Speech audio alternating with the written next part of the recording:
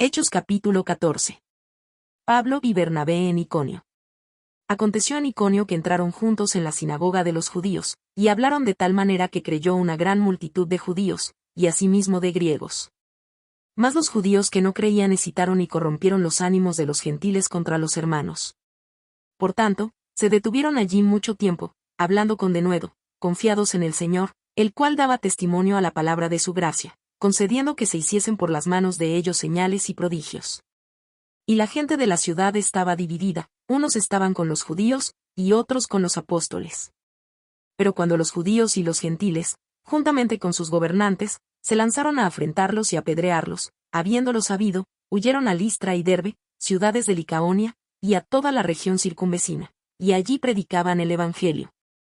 Pablo es apedreado en Listra. Y cierto hombre de Listra estaba sentado, imposibilitado de los pies, cojo de nacimiento, que jamás había andado.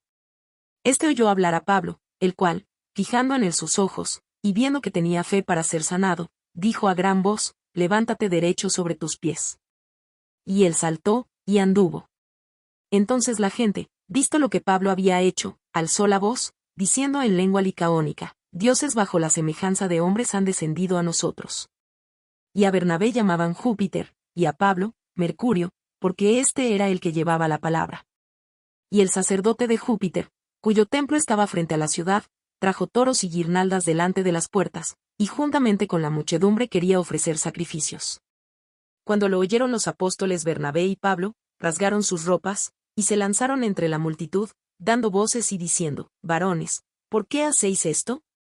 Nosotros también somos hombres semejantes a vosotros, que os anunciamos que de estas vanidades os convirtáis al Dios vivo, que hizo el cielo y la tierra, el mar, y todo lo que en ellos hay. En las edades pasadas él ha dejado a todas las gentes andar en sus propios caminos, si bien no se dejó a sí mismo sin testimonio, haciendo bien, dándonos lluvias del cielo y tiempos fructíferos, llenando de sustento y de alegría nuestros corazones. Y diciendo estas cosas, difícilmente lograron impedir que la multitud les ofreciese sacrificio. Entonces vinieron unos judíos de Antioquía y de Iconio, que persuadieron a la multitud, y habiendo apedreado a Pablo, le arrastraron fuera de la ciudad, pensando que estaba muerto. Pero rodeándole los discípulos, se levantó y entró en la ciudad, y al día siguiente salió con Bernabé para Derbe. Y después de anunciar el evangelio a aquella ciudad y de hacer muchos discípulos, volvieron a Listra, a Iconio y a Antioquía, confirmando los ánimos de los discípulos, exhortándoles a que permaneciesen en la fe, y diciéndoles: es necesario que a través de muchas tribulaciones entremos en el reino de Dios.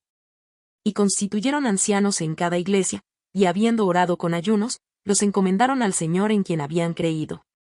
El regreso a Antioquía de Siria. Pasando luego por Pisidia, vinieron a Panfilia. Y habiendo predicado la palabra en Perge, descendieron a Atalia. De allí navegaron a Antioquía, desde donde habían sido encomendados a la gracia de Dios para la obra que habían cumplido.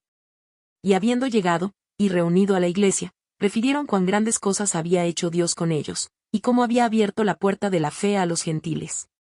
Y se quedaron allí mucho tiempo con los discípulos.